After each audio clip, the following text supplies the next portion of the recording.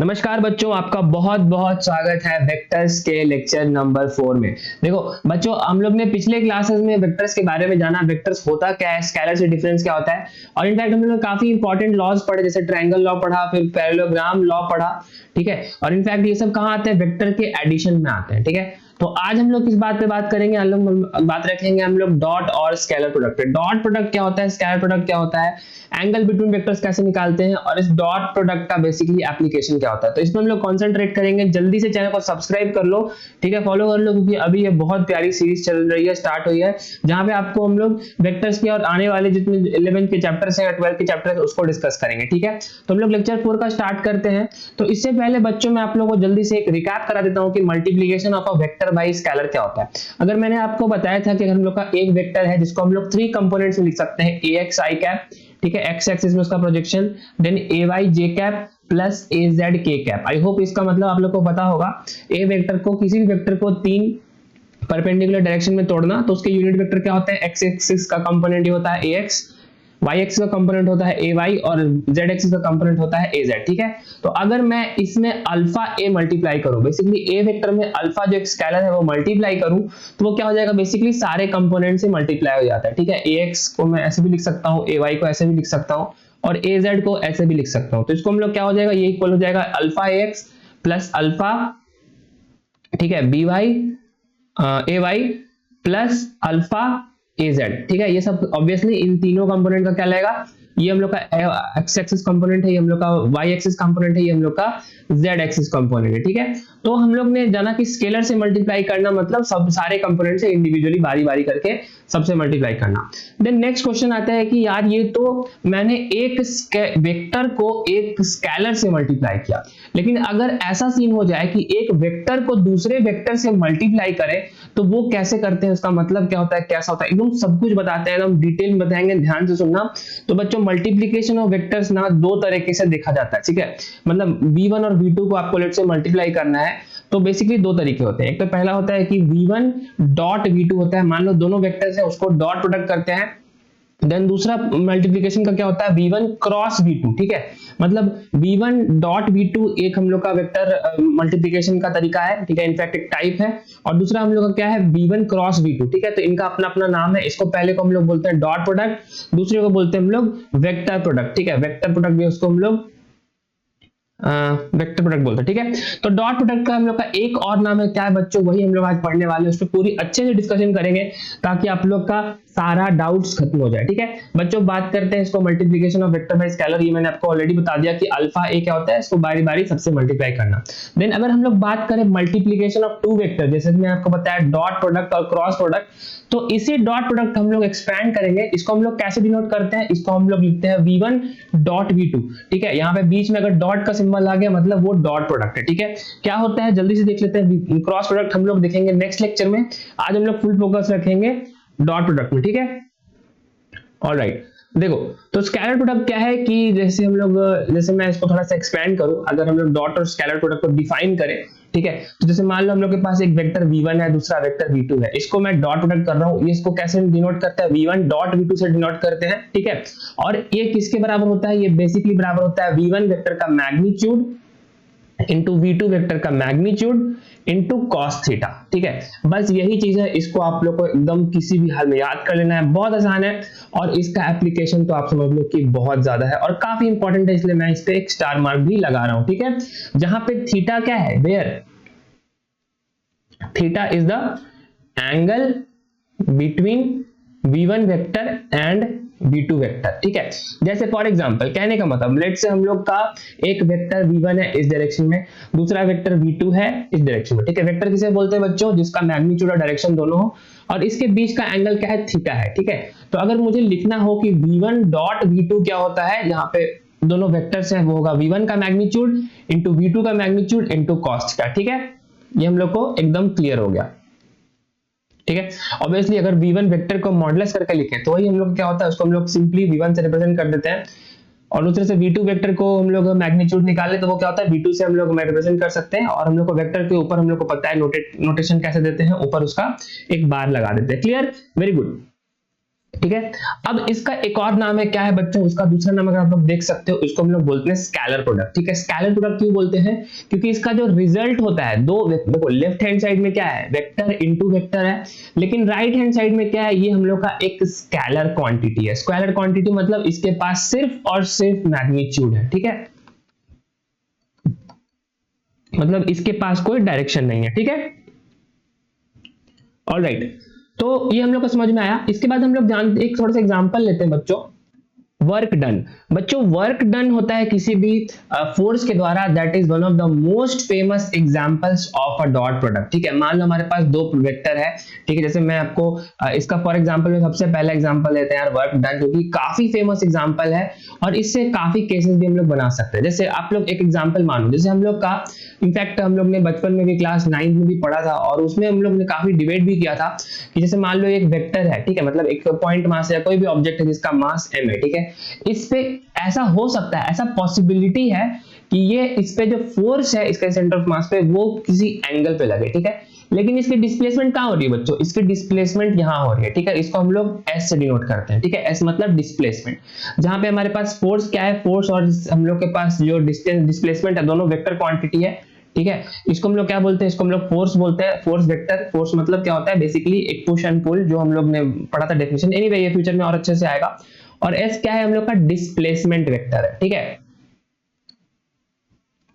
मतलब एक्चुअली हो क्या रहा है कि अगर इस मास m ऑब्जेक्ट पे हम f वेक्टर यहां लगाएं और बीच का एंगल हम लोग थीटा रखें, ठीक है, मतलब बेसिकली फोर्स यहां लगा रहे हैं लेकिन डिस्प्लेसमेंट जो क्या है वो हॉरिजॉन्टल के पैरेलल हो रहा है। बेसिकली क्या हो रहा है, यहाँ पे हम लोग का डिस्प्लेसमेंट इधर हो रहा है। ठीक है, तो हम लोग वर्क डन वी डिफाइन, ऐसा डिफिनेशन है, ठीक है, work done by force f, ठीक है, इन मूविंग दैट ऑब्जेक्ट मास, वो क्या होगा, f vector dot s vector, ये डिफिनेशन है। वर्क डन का डिफिनेशन क्या है बच्चों, फोर्स इनटू डिस्प्लेसमेंट का डॉट प्रोडक्ट। ठीक है, तो जैसे कि मैंने आपको जस्ट बताया, डॉट प्रोडक्ट को हम लोग एक्सपैंड करना हो तो उसका मैग्नीट्यूड का मल्टीप्लाई हो जाता है। ठीक है, और उसके साथ क्या हो सकता है, हम लोग का एक cos थीटा का टर्म लग जाता है, यानी आप cos of angle between these two quantities. ठीक है, ठीक है, इसमें थोड़ा सा हम लोग और चर्चा करते जाके हम लोग का थोड़ा सा और क्लियरिटी हम लोग को मिल सके। जैसे देखो, अगर सेम मैं आपको फिर वही एग्जांपल लूं, यहाँ पे हम लोग का फोर्स F लग रहा है,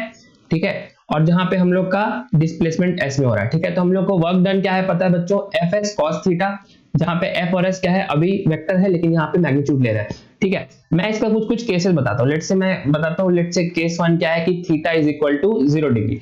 थीटा इक्वल टू 0 डिग्री का मतलब क्या है, अगर आप लोग को याद हो बच्चों, cos थीटा जब थीटा 0 होता है तो cos थीटा का वैल्यू 1 होता है। ठीक है, cos थीटा का वैल्यू 1 होता है जो कि उसका मैक्सिमम रेंज है। ठीक है, मतलब cos थीटा -1 से 1 के बीच में वैरी करता है। तो अगर 1 हो जाए इसका मतलब हम लोग का जो डिस्प्लेसमेंट है, ठीक है, वो उसी डायरेक्शन में जा रहा है, मतलब बेसिकली फोर्स भी इधर लग रहा है और डिस्प्लेसमेंट भी इधर हो रहा है। इसका मतलब क्या होगा, इसका मतलब F into S हम लोग का वर्क डन हो जाएगा।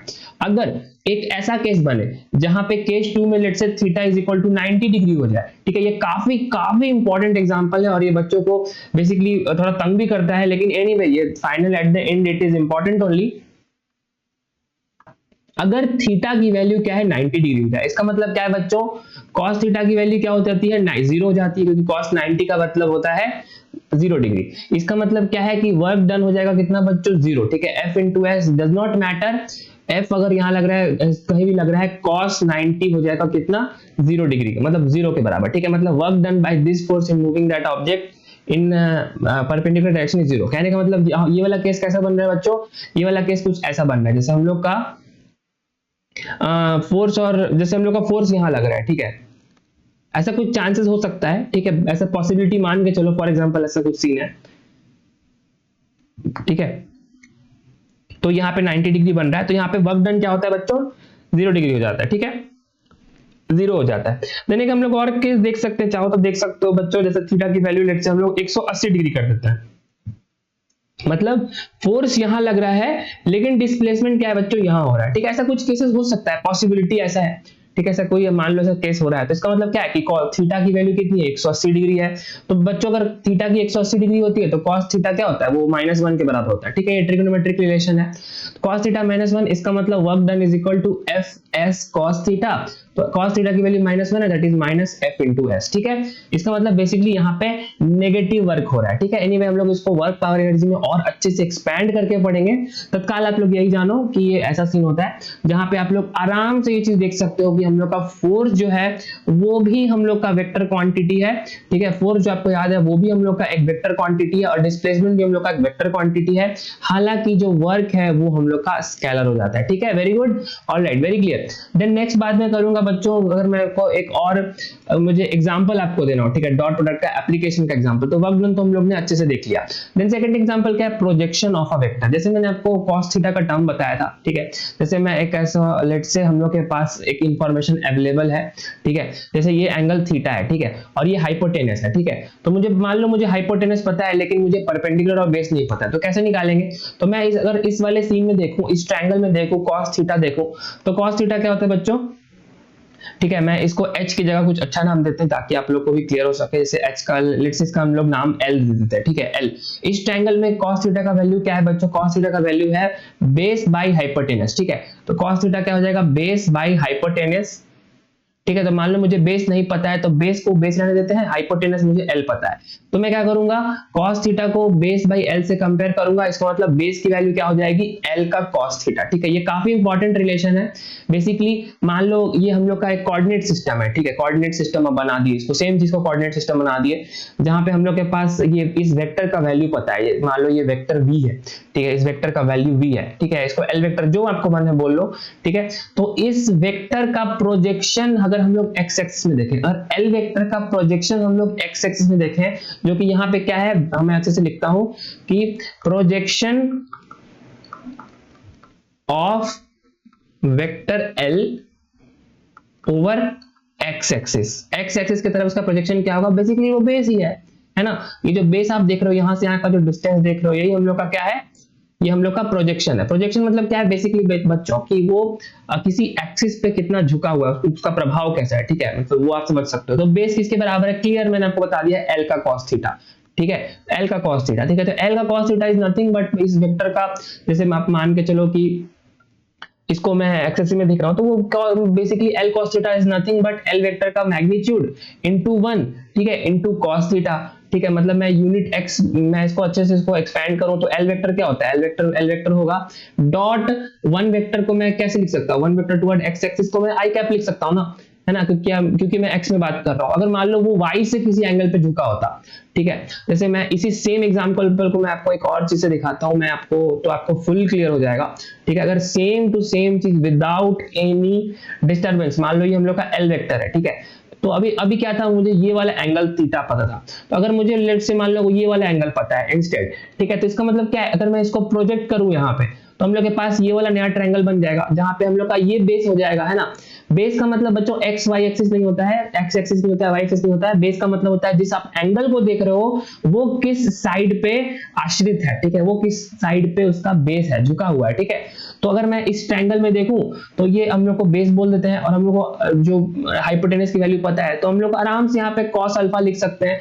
cos अल्फा क्या हो जाएगा बच्चों? यहाँ हो जाएगा base by hypotenuse, base by hypotenuse, ठीक है। तो हम लोग के पास बेस क्या आ जाएगा l का cos अल्फा, ठीक है। तो l cos alpha is nothing but l vector into यहाँ पे ये वाला वेक्टर रिलेट से हम लोग का 1 वेक्टर है, ठीक है, 1 वेक्टर मान लेते हैं। तो टुवर्ड्स y एक्सिस बच्चों 1 वेक्टर, यूनिट वेक्टर को क्या बोलते हैं हम लोग? j कैप बोलते हैं ना। तो l डॉट j कैप, तो हम लोग को यहाँ पे ये भी इसका प्रोजेक्शन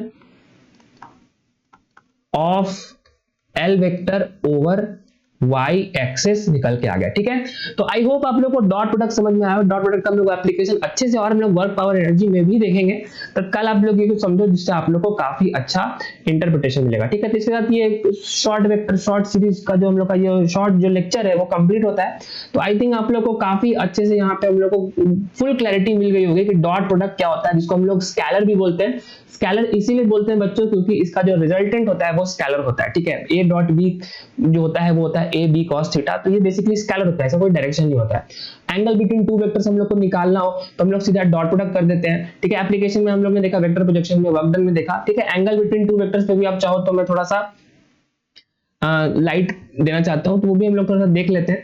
ठीक है, जैसे मान लो कि मुझे दो वेक्टर हम लोग को दिए हुए हैं, अभी मैंने ऑलरेडी आपको दिखाया है, मैं इसको बस रिफ्रेश करूंगा, मैं हम लोग ने ऑलरेडी आपको समझा दिया है, इसको हम लोग फिर से रिफ्रेश करते हैं। मान लो ये v1 वेक्टर है, ये हम लोग का v2 वेक्टर है, ठीक है, इसमें से मुझे क्या है, मुझे थीटा की वैल्यू नहीं पता है, लेट से मुझे थीटा की वैल्यू नहीं पता है, तो मैं क्या करूंगा, v1 डॉट v2 वेक्टर करूंगा, और v1 डॉट v2 वेक्टर क्या होता है, v1 into v2 into cos theta, ठीक है। तो हमारे पास इंफॉर्मेशन क्या क्या पता है, हम लोग को v1 पता है, हम लोग को v2 पता है, हम लोग को मतलब वेक्टर पता है बेसिकली, तो v1 v2 भी पता है, तो हम लोग cos थीटा आराम से यहां से निकाल सकते हैं, वो होता है v1 vector dot v2 vector by v1 into v2, ठीक है। तो ये हम लोग एंगल बिटवीन टू वेक्टर्स हम लोग ऐसे निकाल सकते हैं, ठीक है। जैसे मैं आपको एक एग्जांपल, बहुत शॉर्ट एग्जांपल देता हूं, जिसमें इसको कहने का मतलब क्या है, जैसे क्वेश्चन मान लेते हैं कि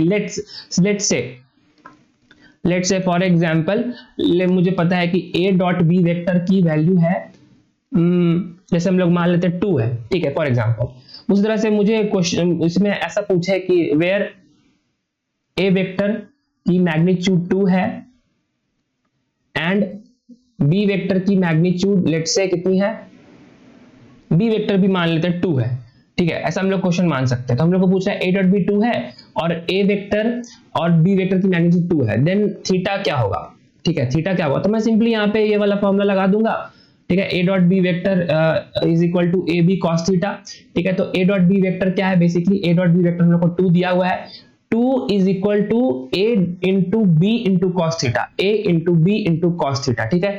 इसे कॉस थीटा बच्चों कितना आ जाएगा, कॉस थीटा आ जाएगा 2/4 दैट इज 1/2, और अगर cos थीटा 1/2 के बराबर हुआ, इसका मतलब थीटा की वैल्यू क्या जाती है बच्चों, 60 डिग्री, ठीक है। अगर थीटा 60 डिग्री हो, 5/3 रेडियंस हो, इसका मतलब क्या है कि